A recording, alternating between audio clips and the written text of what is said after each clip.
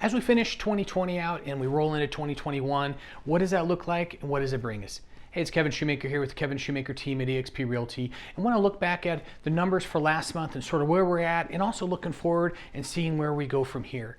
Obviously, when you look at the numbers, the million-dollar question is where are we going to go? Are numbers going up or numbers going down? This slide here reflects when we look back at the last 6 recessions that we've been through.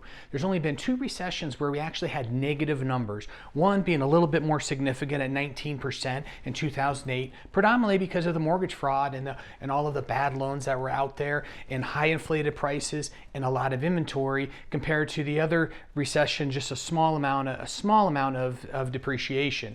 When you look at inventory back in 2008 compared to where we are now, inventory is actually 7 times higher, in some areas 10x higher than what we are currently sitting at. So the low inventory and the suppressed inventory that we have obviously takes away a lot or if any threat of a potential bubble. When we look at the year-over-year equity gains, obviously there's been, in the Colorado Front Range, we've had a lot of appreciation. And you look at on average national numbers, this graph will demonstrate all of the different gains from anywhere from say 10 to as much as $30,000 and $40,000 gains in some of the higher average sales price areas. Here in Colorado, look at 18,000 average appreciation over 2020. When you look at the proposed national appreciation growth, it shows here if you were to purchase a home, let's say you purchase a home, and going forward over the next 5 years, the average American is going to gain over $54,000 in equity based on national numbers and national trends.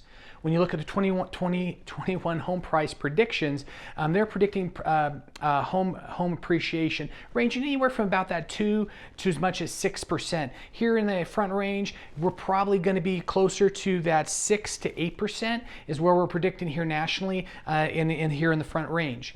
Now, when you look at the unemployment and sort of where we're at with the numbers there, the Wall Street Journal and the Feds were doing their predictions, and they were predicting that we are going to have it'll take us somewhere between 3 to 5 years before unemployment will get down to where we were pre-COVID numbers. When you look at the graph, it here shows that in the yellow that we actually are sitting at about 7%, and then showing where the projection of where we're going.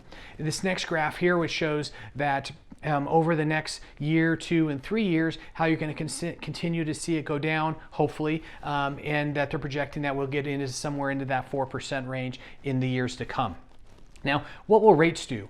A lot of questions about interest rates. Well, this graph here shows that interest rates they're predicting are going to go up, but how does that affect you and your bottom dollar? So in this graph here, or in this slide, we show representation. If rates were to go up from where we are today going forward, it shows that your payment's actually going to go up by $189 a month, which definitely is a lot, but even more significant when you look at over the term of the loan. So a lot of times we'll make reference with many of our clients of the 1% of the 10% rule, meaning if interest rates go up by 1%, it lowers your borrowing capacity by 10%. So just keep that in mind. If interest rates go from 3% to 4% for easy numbers at a $300,000 loan, $1,500 payment on a 3%, going to 4%, maintaining that same payment, it actually drops your borrowing capacity by 10% or to $270,000 to maintain that same percent, or to maintain that same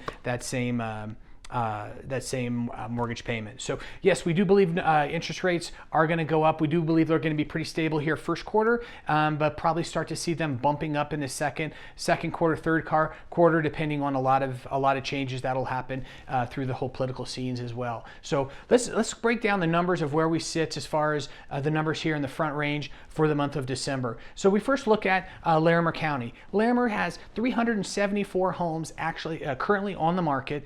In the month of December, 522 homes actually sold. That number for solds is actually up 16% compared to where we were in the month of November. Average days on the market, 75 days. Average sales price $515,000 with 1.2 months of inventory, and that inventory level is actually down by about 14%. Now when we look at Weld County, 501 homes currently on the market now. 651 homes actually sold last month. That number is up by 38% compared to numbers in November. 61 days average days on market. $426,000 is the average sales price for the month of December. That sitting at 1.4 months inventory, and that number is actually down by about 7%. Looking at Boulder County, 201 homes currently on the market in Boulder County. That inventory, as far as inventory that's sold, 299 homes sold last month. That number's down by 5% over November numbers. Average days on the market, 60 days. Average sales price, $899,000. 1.3 months inventory, and that number is actually pretty consistent, or actually is consistent with where we were in the month of November. Denver metro area, a lot of crazy activity happening in Metro Denver. 782 homes currently on the market now. 2,390 homes actually sold in the month of December. That number down by 7%, predominantly because of the low inventory going into the months of November and December. 18 days, average days on market. $580,000 is the average sales price for Metro Denver. The inventory, we have 10 days inventory on the market, so incredibly low, and that number is actually down 40% from where we were in the month of November. So where we also predict numbers going, inventory is what we've been seeing is when we looked at the whole COVID scenario and where we were in COVID hitting in February, March, and April, many of the builders and people out there projected that the market was going to suppress and things were going to slow down. So everybody pulled back. June, July, they saw everything start to pick up. So builders started to acquire land, they started to pull permits, and by third, but especially fourth quarter, we started seeing all those builders digging holes. So now what we're seeing is inventory starting to, we're starting to see our summer inventory start to pick up. A lot of summer completions. So when we go online and we're looking at when these completions will be, June, July, all the way into third and fourth quarter. So we do believe that our inventory problems will continue to improve, but as always, there's a great opportunity for those that are wanting to maximize their current equity position and take advantage of the low interest rates. So if you'd like to learn more about where the market is, how it's affected your home value, please feel free to reach out to us here at the Kevin Schumacher team, and I'd be happy to help you or any one of our team members and see how we can help give you clarity on where you're at, how the market has affected your value, or what opportunities are ahead looking into home ownership. So again, we appreciate you. We appreciate all the referrals from all of our clients. That's how we continue to grow our business. You can always reach us at 720-230-3030 or kevinsellco.com.